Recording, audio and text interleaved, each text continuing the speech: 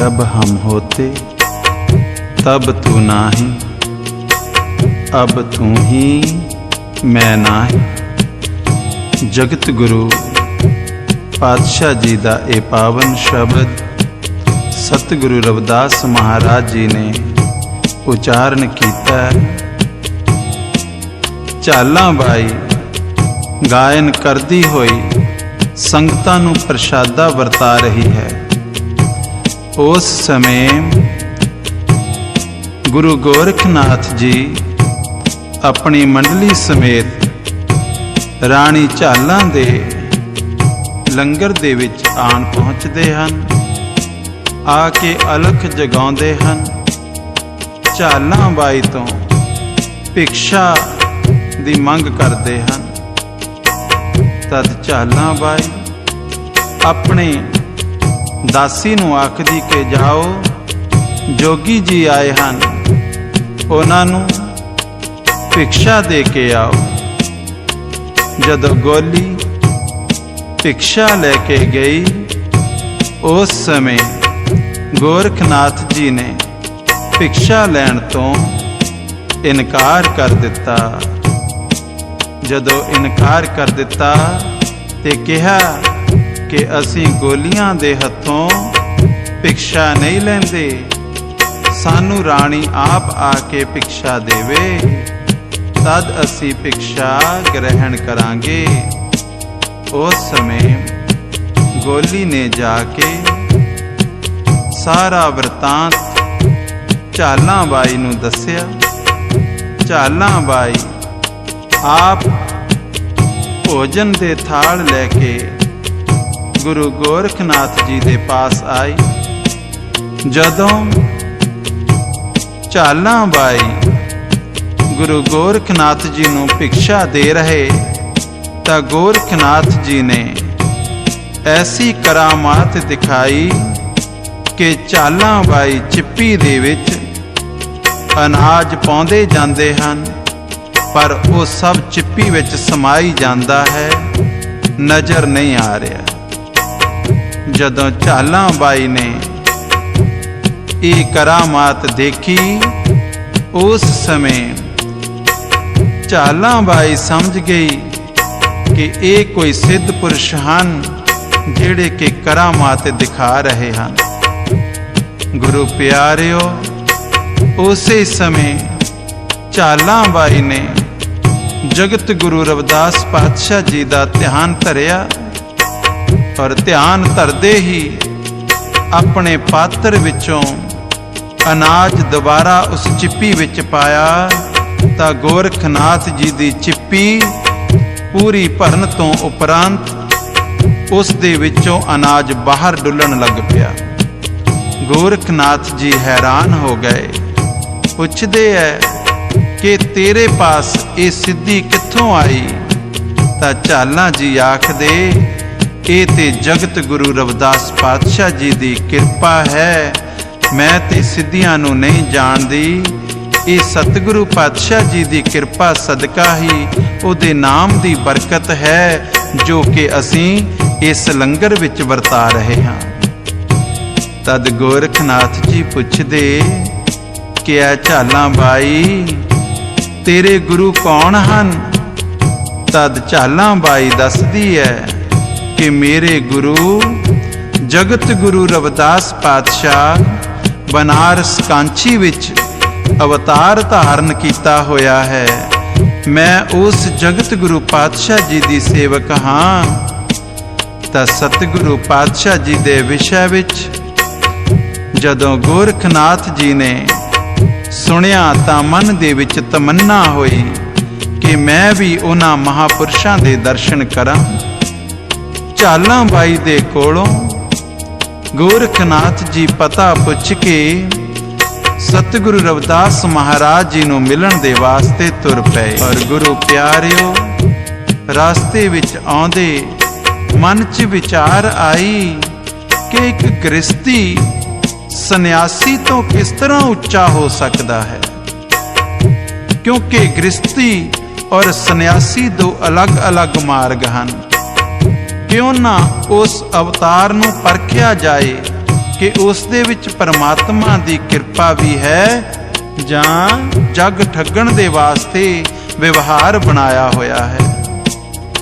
जगत गुरु पातशाह दे विषय विच गोरखनाथ जी अपने मन दे विचार सोचते बनारस विखे जदों पहुँच जाते हैं, आके गुरु रविदास जी का पता पुछते हैं और उस कुटिया विच पहुँच जाते जिस कुटिया दे विच जगत गुरु रविदास पातशाह जोड़े गंढिया करते सन। पर सतगुरु रविदास पातशाह अपने आसन ते बैठे हैं, जोड़े गंढ रहे हैं।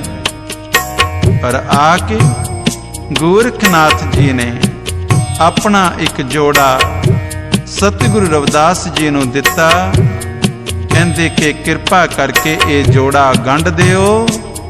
तद सतगुरु रविदास जी ने वो जोड़ा पकड़िया, उस नूं देखिया तां गोरखनाथ जी ने अपनी करामात दे नाल वो जोड़ा सोने दा बना दिता सी।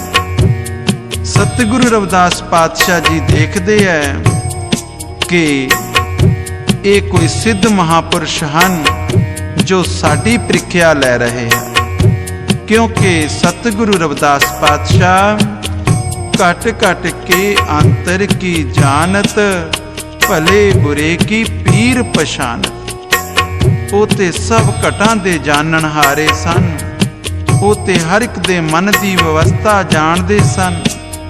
जगत गुरु रविदास पातशाह जी समझ गए कि गोरखनाथ जी दे मन च कोई सवाल है। तद सतगुरु पातशाह जी ने विचार कीती कि जे जोड़ा सोने दा है तां धागा भी सोने दा ही लाउणा पैना। तुसी आम देखते हो जदों भी किते मोची जोड़ा गंढण लगदा है तां सब तो पहला धागे नूं अपने मूँह दे विच पाउंदा है, उस नूं गिल्ला करदा है तां जो कि आर दे नाल आसानी नाल जोड़ा सींता जा सके। जदों सतगुरु रविदास पातशाह जी ने वो धागा अपने मुखार बिंद दे नाल लाया, अपने लवां दे नाल लाया, तां वो धागा भी सोने दा बन गया। तद गोरखनाथ जी हाथ जोड़ के सामने खड़े हो गए, समझ गए कि इन्हां दे कोल ये सिद्धि है। कहंदे महाराज असां ने इन्ने वर्षां दी तपस्या करके ये नाथ संप्रदा चलाई है, सन्यासी परंपरा चलाई है। आप जी कृपा करो, संसार नूं किस तरह दस्या जावे कि सन्यासी वड्डा है कि गृहस्थी वड्डा है। और गुरु प्यारिओ सतगुरु पातशाह कहंदे कि असी तां उस ब्रह्म दे उपासक हाँ, उस निरंकार दे उपासक हाँ जिसने सानू इस संसार दे विच भेजिया है। वो जगत गुरु पातशाह ते निर इच्छा हुंदे हन, वो किसे नाल ईरखा नहीं करदे, वो ते सब नू प्यार ही वंडदे हन। पर गोरखनाथ जी दी इच्छा है, क्योंकि जो भी सतगुरु पास अपनी इच्छा लेके आंदा है, जिसकी हुए भावना जैसी, प्रभु मूरत तिन देखी तैसी। परमात्मा उसे रूप दे विच आउंदा है जिस तरह की साडी भावना होए, क्योंकि परमात्मा दा रूप ना रेख ना रंग किछ, त्रिहो गुण ते प्रभ भिन, तिसहे बुझाए नानका, जिसहे सो प्रसन्न। जिसते वो आप कृपा करता है, सतगुरु पातशाह जी दी महिमा वही वर्णन कर सकता है। पर गोरखनाथ जी संसारिक माया दे अधीन, समाजिक तिन्ना कालां दे अधीन सतगुरु दी महिमा नूं नहीं जान सके, क्योंकि गोरखनाथ जी 14 कला संपूर्ण सन ते सतगुरु रविदास महाराज सर्व कला संपूर्ण सन। नदियां की जानन समुंदर दी सार, और गुरु प्यारिओ जगत गुरु रविदास पातशाह एक समुंदर दी न्याई हन। सतगुरु पास बेनती कीती कि महाराज संसार दे लोकां दे लई किस तरह असी सिद्ध करांगे। पर सतगुरु रविदास पातशाह कहंदे, गोरख जी असी ते उस ब्रह्म नाल जुड़े होए हां, साडा संसारिक उस्तत दे नाल निंदिया दे नाल कोई मतलब नहीं है।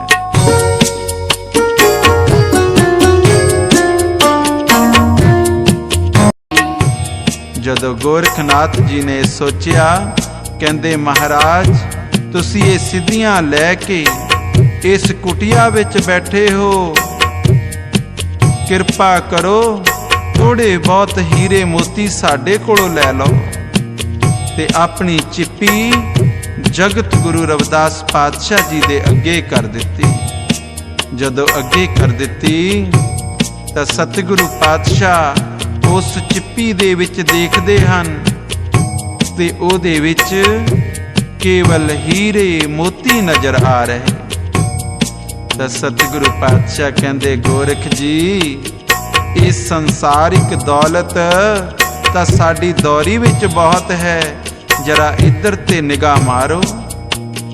पर जदों सतगुरु रविदास जी दे कहे अनुसार गोरखनाथ जी सतगुरु रविदास महाराज जी दी दौरी वल नज़र मारदे हन तां उन्हां नूं हीरे मोतियां दे अंबार नज़र आउंदे, पर्वतां दे पर्वत नज़र आउंदे।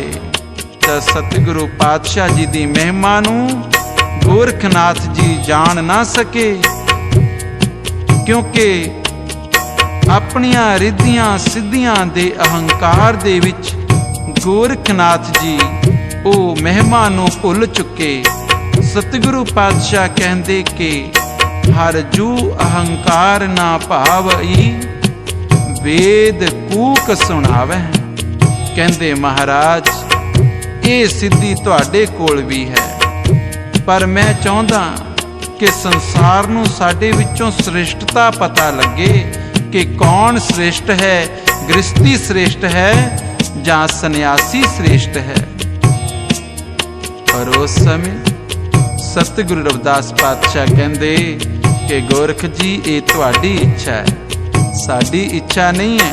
कहंदे गोरखनाथ जी आखण लगे कि आप किरपा करके इस कुटिया तो आपां बाहर बैठदे हां, क्योंकि कुटिया दे विच बैठ के ब्रह्म विचारा नहीं हो रही। परंतु गोरखनाथ ते विचार करन दे आड़ दे विच अपनियां करामातां दिखाउणियां चाहुंदा सी। ਉਹ ਤੇ ਬਾਹਰ ਆ ਕੇ ਆਪਣੇ ਚਮਤਕਾਰ ਦਿਖਾਉਣਾ ਚਾਹੁੰਦਾ ਸੀ। ਜਦੋਂ ਬਾਹਰ ਆਏ ਤਦ ਗੋਰਖਨਾਥ ਜੀ ਨੇ ਆਪਣੀ ਝੋਲੀ ਦੇ ਵਿੱਚੋਂ ਵਿਭੂਤ ਕੱਢੀ ਔਰ ਅਸਮਾਨ 'ਚ ਸੁੱਟ ਦਿੱਤੀ। ਜਦੋਂ ਅਸਮਾਨ ਦੇ ਵਿੱਚ ਵਿਭੂਤ ਉੜੀ ਤਦ ਉਸੇ ਸਮੇਂ ਅਸਮਾਨ ਦੇ ਵਿੱਚ ਬੱਦਲ ਹੀ ਬੱਦਲ ਆ ਗਏ ਔਰ ਕਹਿੰਦੇ कि आओ हुण छां हो गई, आपां इस जगह ते बैठदे हां।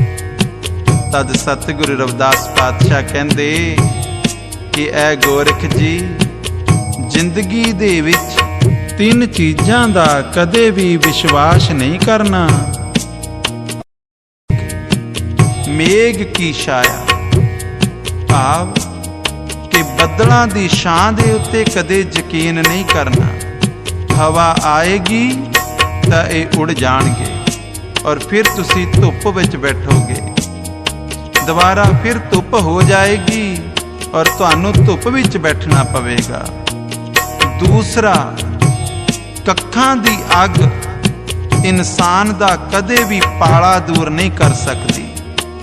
कक्खां दी अग इंसान दी कदे भी ठंड दूर नहीं कर सकती, क्योंकि जदों ही कक्खां नूं जलाउंदे हां ਉਸੇ ਵੇਲੇ ਉਹ ਸਵਾਹ ਦਾ ਰੂਪ ਬਣ ਜਾਂਦੇ, ਉਹ ਸ਼ਾਂਤ ਹੋ ਜਾਂਦੀ। ਉਸ ਅਗਨੀ ਦੇ ਨਾਲ ਸਾਡੇ ਸਰੀਰ ਦੀ ਠੰਡ ਦੂਰ ਨਹੀਂ ਹੁੰਦੀ। ਤੀਸਰਾ, ਹੜ੍ਹਾਂ ਦੇ ਜਲ ਦਾ ਭਾਵ ਹੜ੍ਹਾਂ ਦੇ ਪਾਣੀ ਦਾ ਕਦੇ ਯਕੀਨ ਨਹੀਂ ਕਰਨਾ, ਕਿਉਂਕਿ ਪਲਾਂ ਦੇ ਵਿੱਚ ਥਲ ਤੋਂ ਜਲ ਕਰ ਦਿੰਦਾ ਹੈ, ਪਰ ਜਦੋਂ ਬਾਰਿਸ਼ ਖਤਮ ਹੋ ਜਾਂਦੀ ਤਾਂ ਇਹ ਸਾਰਾ ਹੀ ਥਲ ਤੋਂ ਜਲ ਸਮਾਪਤ ਹੋ ਜਾਂਦਾ ਹੈ, ਜਿਸ ਕਰਕੇ ਹੜ੍ਹ ਦੇ ਜਲ ਦਾ ਵੀ ਯਕੀਨ ਨਹੀਂ ਕਰਨਾ, ਕਿਉਂਕਿ ਉਹ ਕਿਸੇ ਕਾਰਜ ਨੂੰ ਸੰਪੂਰਨ ਨਹੀਂ ਕਰਦਾ, ਨੁਕਸਾਨ ਹੀ ਕਰਦਾ ਹੈ। ਤਦ ਗੋਰਖਨਾਥ ਜੀ ਦੇ ਹੱਥ ਦੇ ਵਿੱਚ ਇੱਕ ਇਮਲੀ ਦੀ ਸੋਟੀ ਪਕੜੀ ਹੋਈ ਸੀ। ਸਤਿਗੁਰੂ ਰਵਿਦਾਸ ਮਹਾਰਾਜ ਜੀਆਂ ਨੇ ਉਸ ਸੋਟੀ ਦੇ ਵਿਸ਼ੇ ਵਿੱਚ ਇੱਕ ਸੰਸਾਰ ਨੂੰ ਦੱਸਿਆ ਹੈ ਕਿ ਉਹ ਸੋਟੀ ਕਿਉਂ ਪਕੜਦੇ ਸਨ, ਕਿਉਂਕਿ ਜਦੋਂ ਬ੍ਰਹਮ ਗਿਆਨੀ ਜਾਂ ਕੋਈ ਤਪੱਸਿਆ ਕਰਨ ਵਾਲੇ ਮਹਾਪੁਰਸ਼ ਬੈਠਦੇ ਸਨ ਤਾਂ ਉਹਨਾਂ ਦੇ ਜਿਗਰ ਦੇ ਵਿੱਚ ਜੋ ਗਰਮੀ ਪੈਦਾ ਹੁੰਦੀ ਸੀ, ਜੋ ਮੇਦੇ ਵਿੱਚ ਗਰਮੀ ਪੈਦਾ ਹੋ ਜਾਂਦੀ, ਉਸ ਨੂੰ ਦੂਰ ਕਰ ਦਿੰਦੀ ਸੀ ਇਮਲੀ ਦੀ ਸੋਟੀ।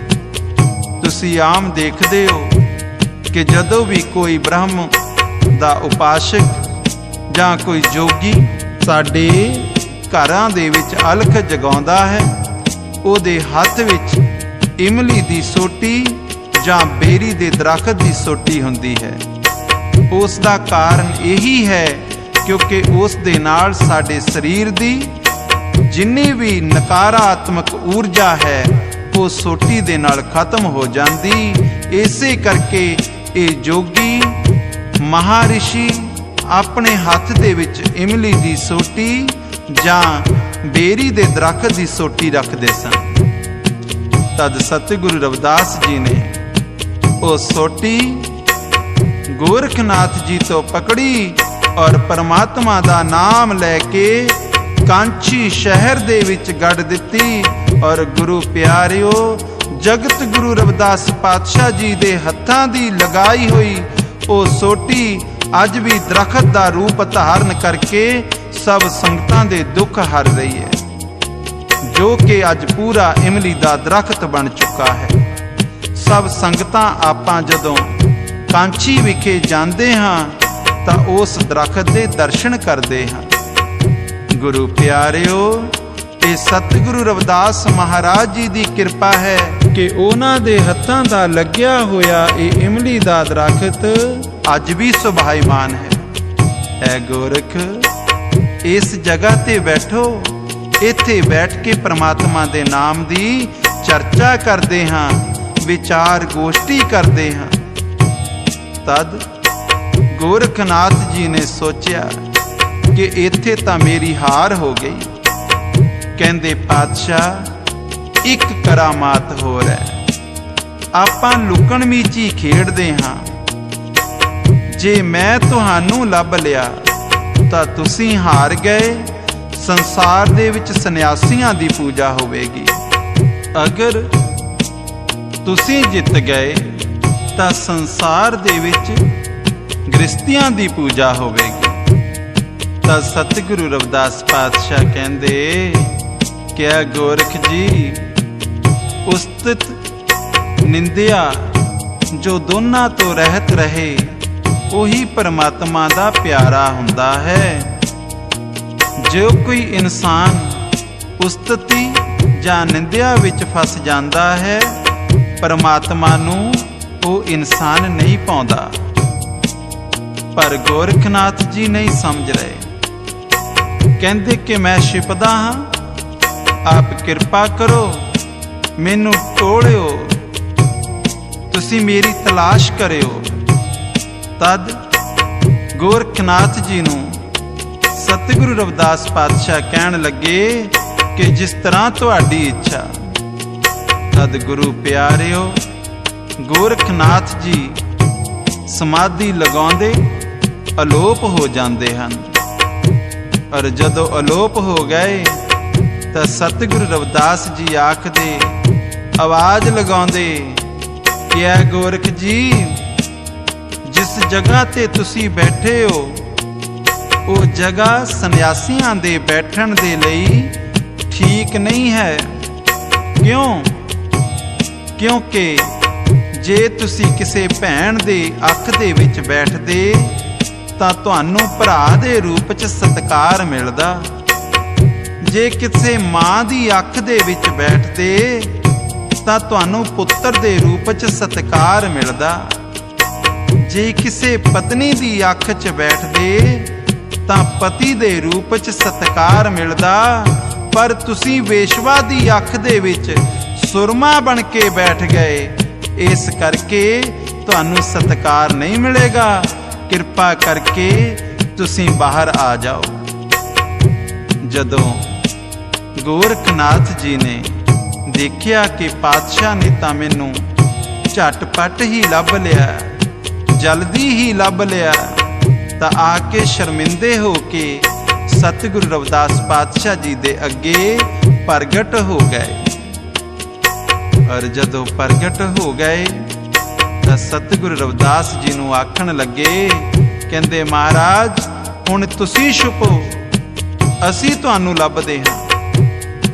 तद सतगुरु पातशाह उस परमात्मा दी उपासना दे विच बैठ गए। निरंकार दे नाल साकार रूप एक हो गया। अवगत नाथ निरंजन देवा, मैं का जानू तुमरी सेवा। सतगुरु पातशाह कहंदे कि ईश्वर मैं तेरी महिमा वर्णन नहीं कर सकदा, मैं ते केवल